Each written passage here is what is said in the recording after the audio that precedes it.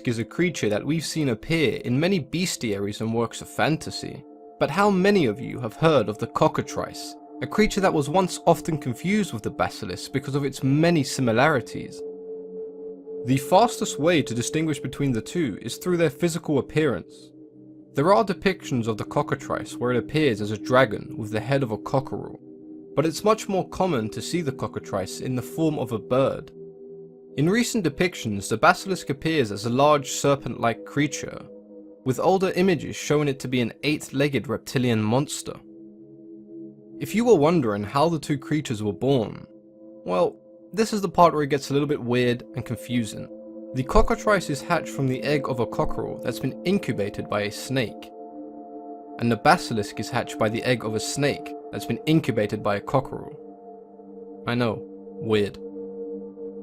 The Cockatrice is considered to be a type of chimera, and in 14th century medieval England, the Cockatrice appeared as a bird-like reptile who was able to turn people into stone with its gaze. Much like the chimera, the Cockatrice was able to breathe fire and take flight. In its earliest appearances, the Cockatrice was believed to be no bigger than a few inches. So essentially you had a fire-breathing chicken that could fit in the palm of your hand. Not exactly the most terrifying creature, but its size did increase in later depictions. There are several ways to kill a Cockatrice. If it was to see its own reflection in a mirror, it's likely that it would turn itself into stone. According to legend, the Cockatrice would immediately die upon hearing the crow of a rooster. The only animal that was believed to be immune to the glance of the Cockatrice was the weasel. Despite sharing its appearance of a serpent, the movement of the basilisk was unlike any other snake. It does not slither with its belly on the ground, it crawls forward with the front half of its body towering above the earth. Unlike the Cockatrice, which was known to be a rather small creature, serpent-like basilisks are known to grow to gigantic proportions. Similar to the Cockatrice, the gaze of the basilisk is believed to be able to turn anyone into stone. The breath of a basilisk is believed to be so putrid that it can wither plants and even incapacitate grown men. There are some tales where the basilisk is able to breathe fire, but these tales are few and far.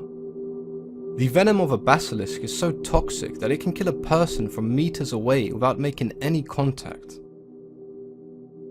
The two creatures do share many of the same weaknesses. Those who were attempting to slay a basilisk would often throw a weasel or a rooster into the beast's den, hoping that the sound of the rooster's crow would turn the monster into ashes. There is no doubt that the basilisk and the Cockatrice are very similar creatures. The basilisk has become a staple in works of fantasy, whereas the Cockatrice has been relegated to nothing more than a medieval legend.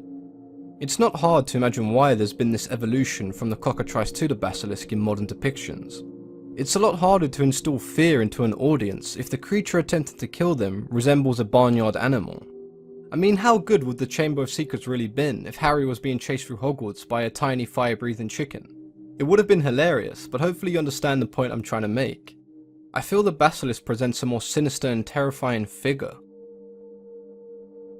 If you've enjoyed this video, then please consider leaving a thumbs up, as it helps promote the video and allows the channel to grow. If there's anything you'd like to discuss or have any ideas for future videos, then please let me know in the comments section. As always, I've been your host, Mythology and Fiction Explained.